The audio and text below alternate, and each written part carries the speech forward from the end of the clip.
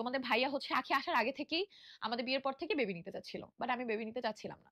কারণ হচ্ছে আমার সন্তান আমার থেকে দূরে, যার জন্য আমি দ্বিতীয়বার মা হওয়ার সাহস কখনো করি নাই। আমার ইচ্ছাই ছিল না আমি কখনো বেবি নিবো। কিন্তু তোমাদের ভাই প্রতিনিয়ত এটা নিয়ে ঝগড়া করতো। এটা আঁখিও দেখছে, ওর সামনেও বহুত ঝগড়া হয়েছে আমাদের এই বাচ্চা নেওয়া নিয়ে। আমি একবার বাসা থেকে রাগ করে চলেও গেছিলাম যে এই বেবি নেওয়ার জন্য আমাকে এত ফোর্স করতো তোমাদের ভাইয়ার। তখন আমি এই কথাটা শুনতেই পারতাম না যে না আমি বেবি নিবো না। কারণ এটা আমার একটা ভয়ও কাজ করতো। আবার হচ্ছে ওই যে কষ্টটা আমি করছি আমার ফার্স্ট বেবিকে নিয়ে, ওটা আমার প্রিভিয়াস লাইফের যে ভিডিওটা আমি বলছি ওখানে বলছি, ওকে নিয়ে আমি সব ভিডিওতে কথা বলতে পারি না। আমি কন্ট্রোল ইমোশনাল হয়ে যাই। ঠিক আছে?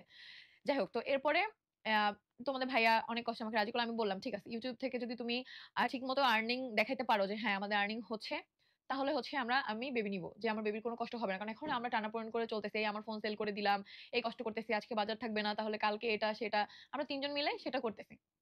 আমার আম্মুর কাছ থেকে আনতেছি, তখনও কিন্তু কেউ না থাকলেও আমার পরিবার পাশে ছিল। আমার আম্মু টাকা পয়সা দিত, আমার আম্মু আম্মুর বাসায় দাওয়াত দিয়ে খাওয়াইতো।